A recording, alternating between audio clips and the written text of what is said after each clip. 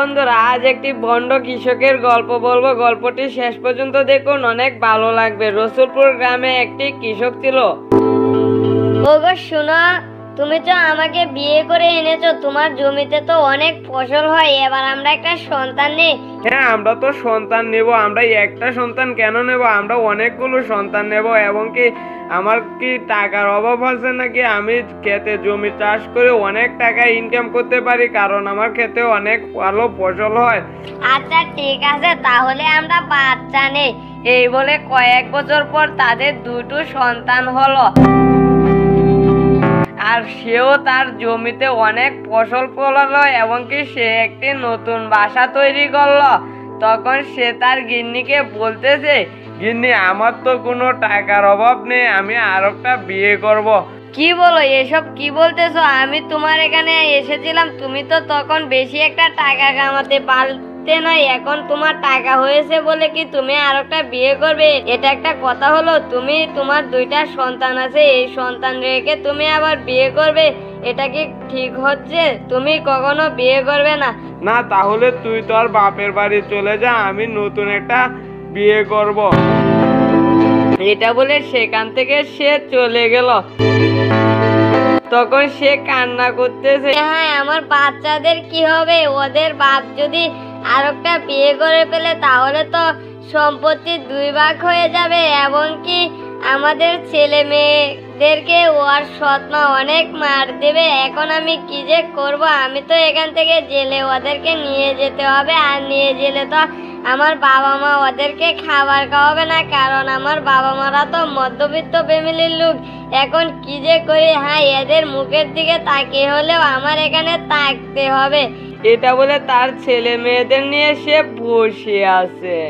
সেই গ্রামেরই পাশের গ্রামে ছিল একটি চুমকি নামে মহিলা। সেই মহিলাটি যেমন ছিল লোভী, তেমন ছিল শয়তান। সে শুধু তার মাথায় শয়তান নামে বুদ্ধি ছিল, কাকে সে বোকা বানাতে পারবে এবং কি তার কাছ থেকে কত টাকা হাতিয়ে নিয়ে আসতে পারবে এ চিন্তাই করতো, এবং কি তার মা বাবাকে এনে দিত, কারণ সে শুধু সবার কাছ থেকে বোকা বানিয়ে টাকা আনতো। সেই রাস্তা দিয়ে সেই লোকটা যাচ্ছে, তখন সেই লোকটাকে সে দেখে বলতেছে, হাই হ্যান্ডসাম, আপনাকে দেখে তো অনেক সুন্দর মনে হচ্ছে।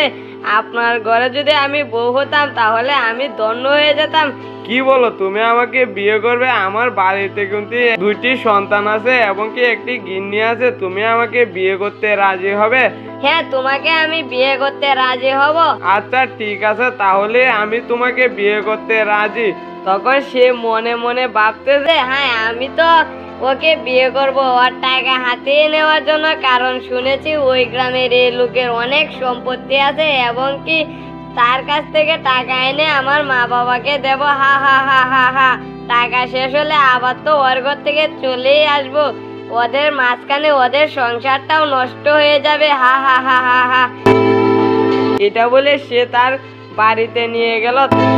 তখন তার মাকে গিয়ে বলতেছে, মা, আমি এই লোককে বিয়ে করতে রাজি হয়েছি, কারণ এই লোকের অনেক সম্পত্তি আছে।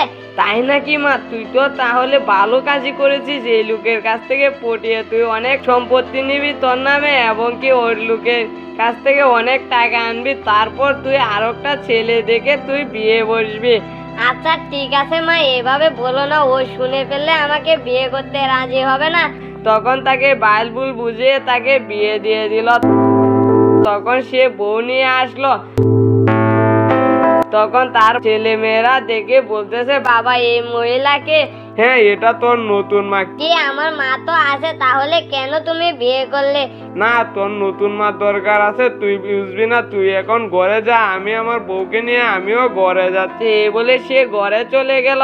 তখন তারা গিয়ে তার মাকে বলতেছে, মা, একটা বাবা নতুন মহিলা নিয়ে এসেছে, ওই মহিলাটা কি হয়? আমার আব্বু বলেছে আমার নাকি নতুন মা, কিন্তু তুমি তো আছো, তাহলে আমার নতুন মা দরকার কি ছিল? বাবা, তোরা এসব বুঝবি না, তোরা এখন ঘুমিয়ে যা, অনেক রাত হয়েছে তো।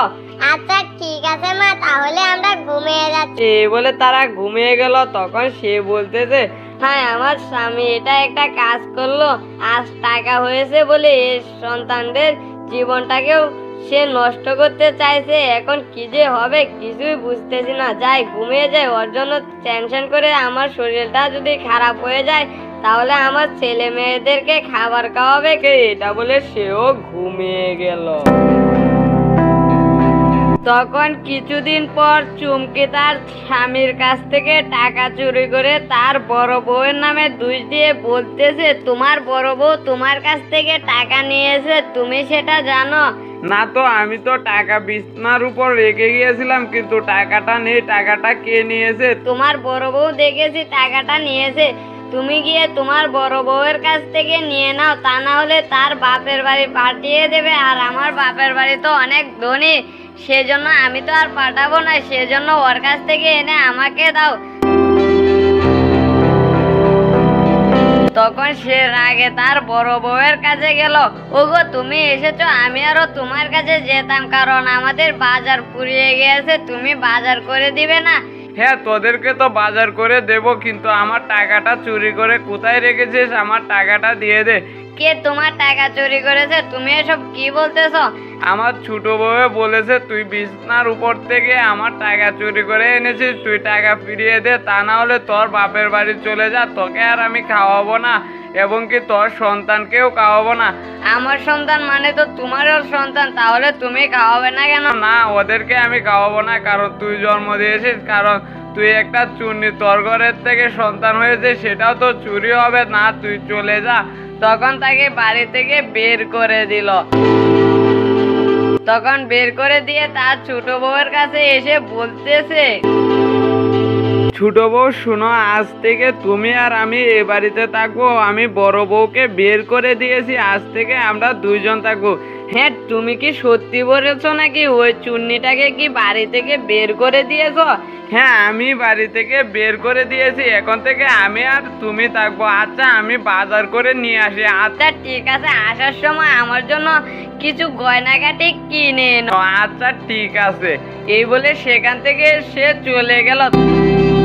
তখন সে বলতেছে, হ্যাঁ টাকা তো আমি চুরি করেছি, কিন্তু আমি ওই তার বড় বউয়ের নামে দোষ দিয়েছি, তারপর ওর বড় বউকে বের করে দিয়েছে। হা হা হা হা হা, এই বাড়িতে শুধু আমি একা রাজত্ব করবো। এটা বলে সেও ঘরে চলে গেল।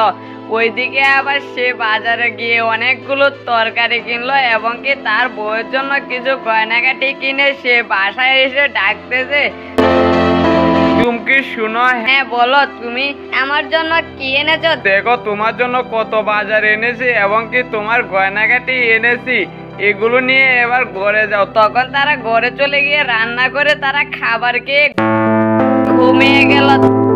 তখন পরের দিন সকালে সে কাজে গিয়ে দেখে তার ক্ষেতে সব জমি ফসল মারা গেছে, এবং কি কে যেন বীজ ঢেলে দিয়েছে। তখন সে বলতে, এখন আমার কি হবে? আমি ফসল লাগাবো কিভাবে, এবং কি আমাদের সংসার চালাবো কিভাবে? এখন কি যে করি? তখন সে তার গিন্নিকে গিয়ে এই কথা বলল। তখন গিন্নি চুপ করেছিল। তখন সেই গ্রামের এক ধনী লোক ছিল, তার নাম ছিল রফিক। তখন সে রফিকের সাথে প্রেম করতে শুরু করলো। তখন সে প্রেম করে তাকে ছেড়ে চলে গেল। তখন সে বাসায় এসে দেখে তার গিন্নি নেই।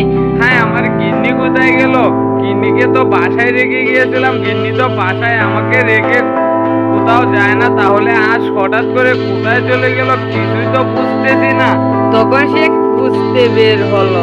বন্ধুরা, তারপর কি হয়েছিল ওইটা দেখতে হলে কমেন্টে পার্ট লিখে যাবেন, আর আমার চ্যানেলে নতুন হয়ে থাকলে চ্যানেলটিকে সাবস্ক্রাইব করে দিন।